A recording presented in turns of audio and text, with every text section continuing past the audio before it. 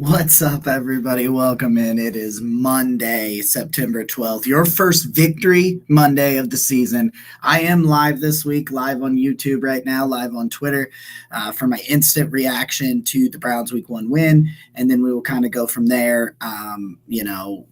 With the rest of the week, will be the pre recorded shows again that will go across Twitter as well as across YouTube and all those good things. And I'm trying to get into a situation here for you guys so I can see the comments on Twitter because the comments haven't been going through very well. So if you're on Twitter, you can hit me up in DM form and things like that, and I'll be able to get to your questions. I dropped it. We need it.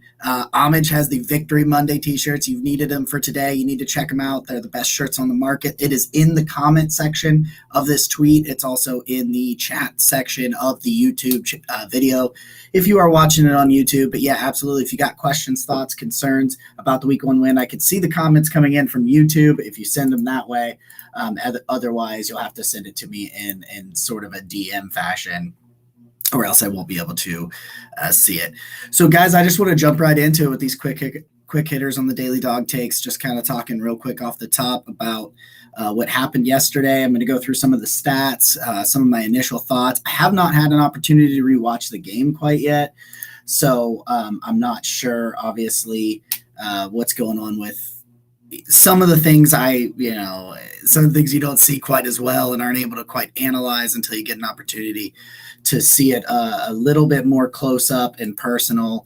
And so we're going to try to get that rewatch. I'm off work today, so I will have an opportunity to get that rewatch in and get it checked out. So I will start off with saying that it was not perfect. It was not pretty. I said it all week last week. I think we said it at nauseum during the offseason that it does not have to be perfect. It does not have to be pretty in any way, shape, or form. It's dubs or dubs, and I'll take them all day, every day. And you're not going to take away, a 58-yard banger from me yesterday. And so I'm really excited about that.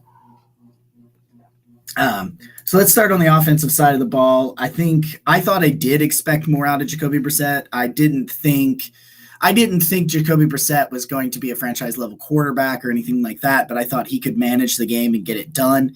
And although he did to an extent manage the game, and I mean, they won, so I guess you can't completely complain about that on that aspect of it.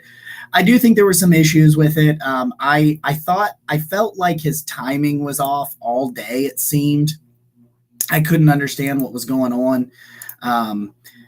From that standpoint, it just kind of seemed like timing was off. I don't know necessarily what's going on with him from that standpoint. But I wonder too, did they make the change from Deshaun being the number one in camp to Jacoby late? I mean, they're talking, only doing it about about a month or so ago, going into like the final preseason game and things like that. And I understand from the Watson standpoint why they were doing it the way they were, but there were some timing issues I thought yesterday. And I mean, Brissett doesn't have the most talented arm in the NFL, but there were some things where I just thought he was off. He was off on a couple of deep shots.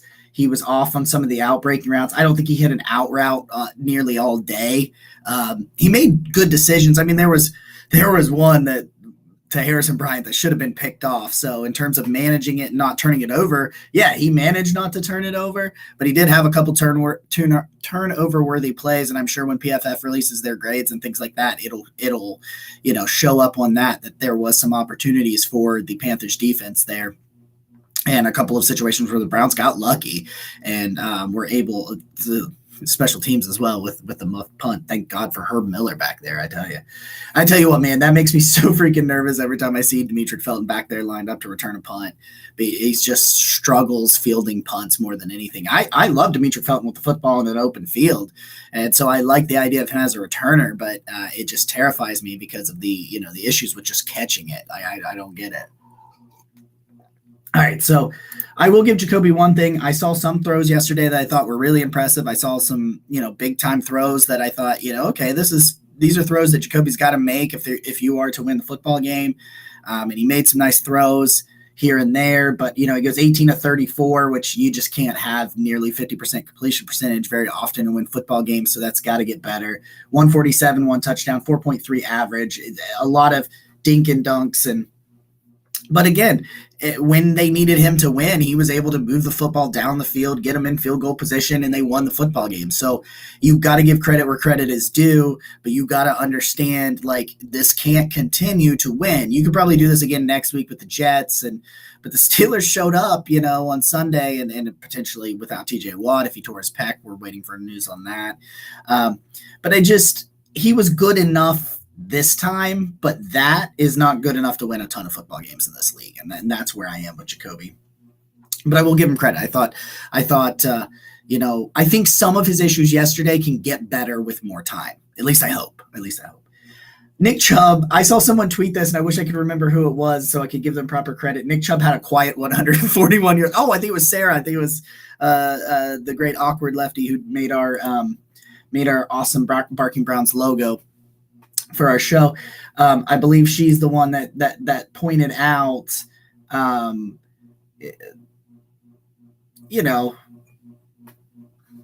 quietly had 141 yards rushing, and people didn't really talk about his numbers considering it was 141 freaking yards rushing. I thought it was great.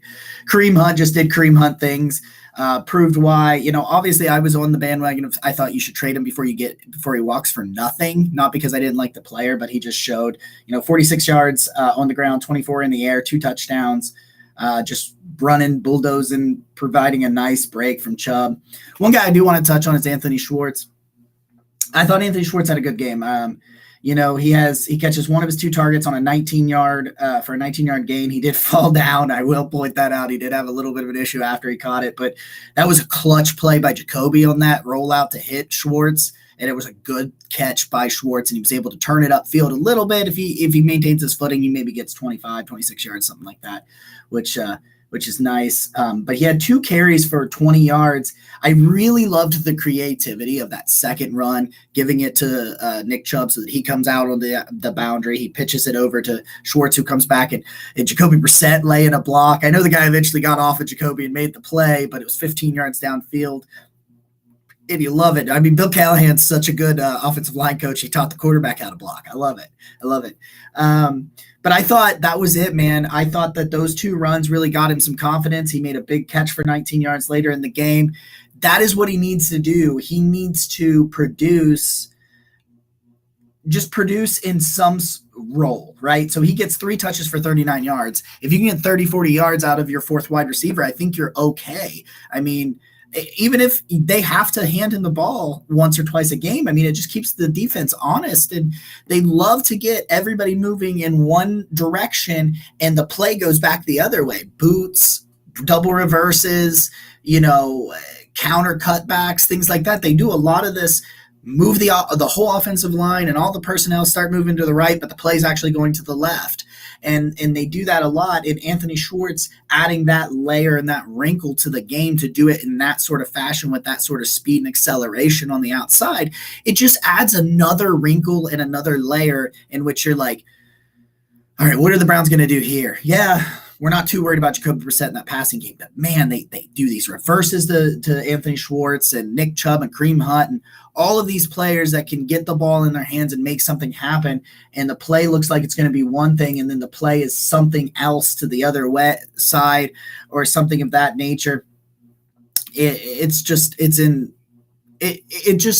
To me, it adds another layer, another wrinkle of some of the creativity and some of the things that you are able to do so that you take pressure off Jacoby so that you're able to be creative enough to move the ball, score points in a situation where you don't have an elite quarterback, where you're not confident in the ability, in your ability to stretch the field vertically with a quarterback or anything like that in the passing game. That's where I'm getting at. That's where I'm getting at on that one.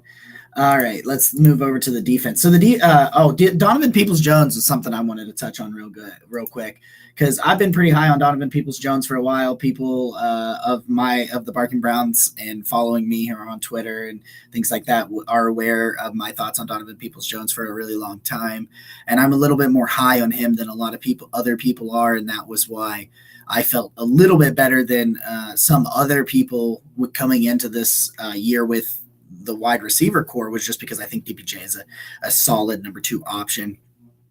And some people think he's a number 3, and I get it. I understand why, and I can, open my eyes and realize what's going on that side of it. I'll tell you what, my camera is coming in real blurry today, so this episode does not have high video quality, but we will get my high definition camera hooked back up for the next episode, because it looks like that's the route we need to go if we're going to do these things live on Twitter sometimes.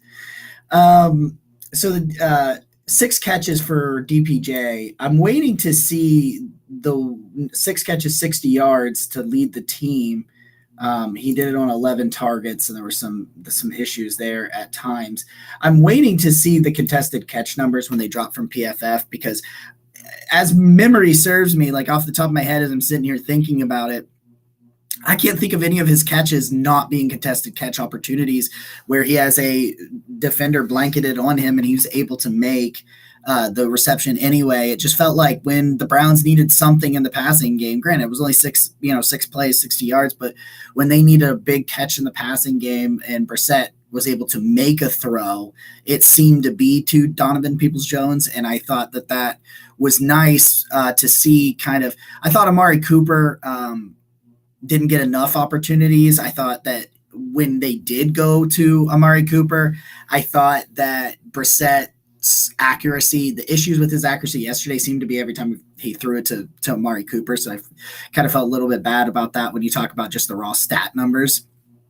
But it was nice to see him lean on a wide receiver, and in this case it was Donovan Peoples-Jones. When they needed to make plays, he was able to lean on a player and go, okay, here we are, I need 8 yards, there's Donovan Peoples-Jones for 9, whatever it was, and he did it 5 or 6 times, where they were able to really get those first down numbers and in those contested catches situations. He made some tight window throws at times. He missed some wide open throws at times as well. So it's a little frustrating watching the quarterback play. And it was kind of something I talked about this on Sports for CLE multiple weeks ago, talking about, if Watson had a lengthy suspension, what that would be like for the 2021 season, especially if it was the whole season. I said it was going to be, for 2022, I said it would be very similar to 2021's offense. And it didn't feel like 2021's offense a lot at times yesterday.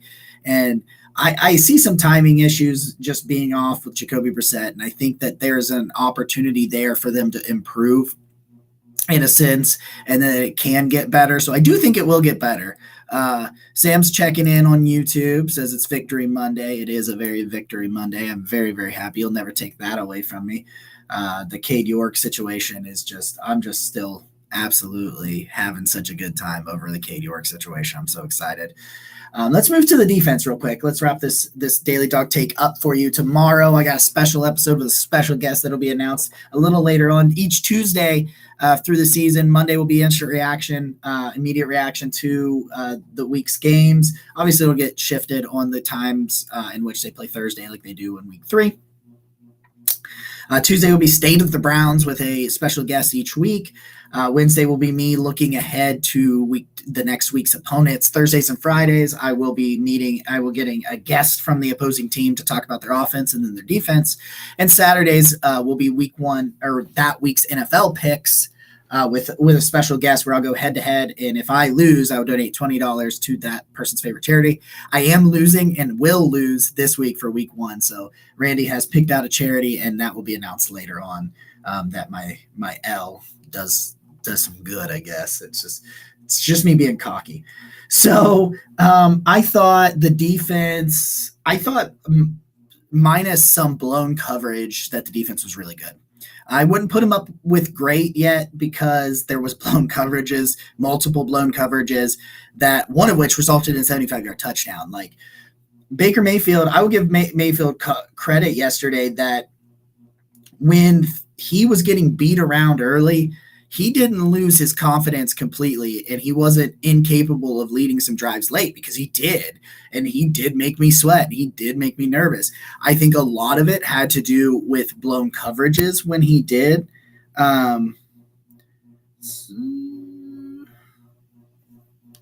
Okay. He had some blown coverages, and when he did have these blown coverages a little bit,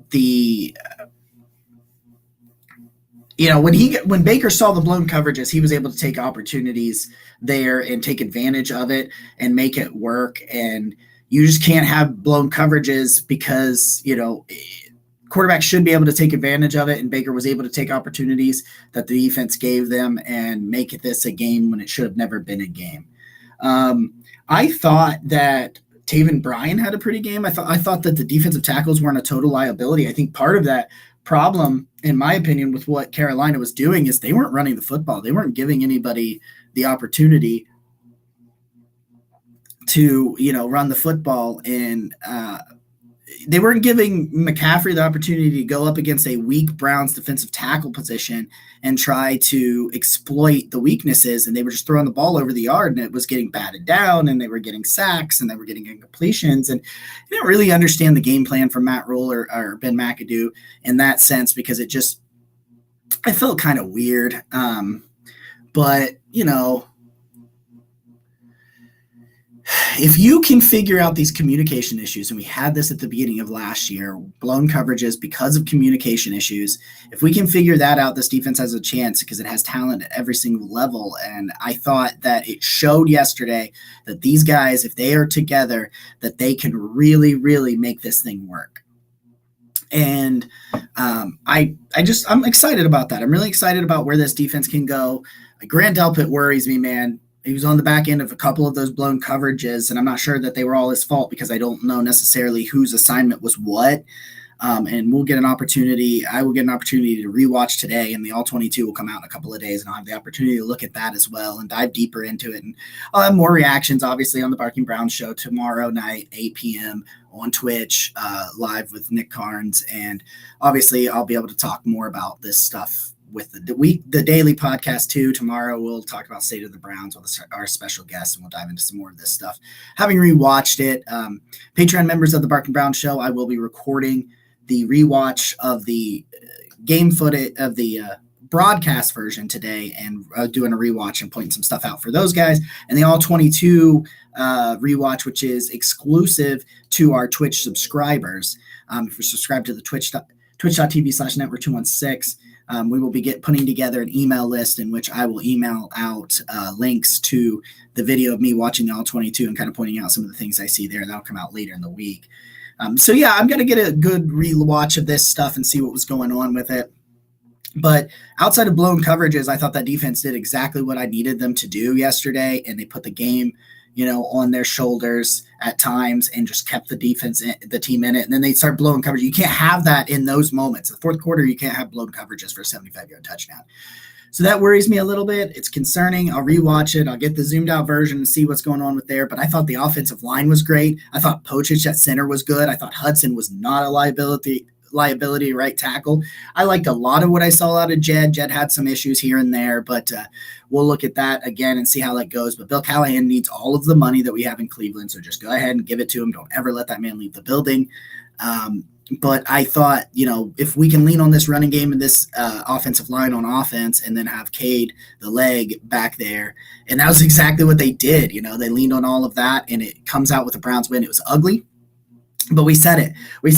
You've got to find a way to get 3, if not all 4 of these first 4, because that is going to matter, because those hard matchups are going to come later. But you've got to find a way to gut these things out. They gut it out. They got the win. That's what matters. Victory Monday t-shirts in the comments below. If you're on Twitter, click on those. Get one of those from Homage. They're the great people over there at Homage. We had a great time. I will see you guys tomorrow morning and tomorrow night, and I'll be on Twitter cutting it up all day today. So thanks, guys. Appreciate you.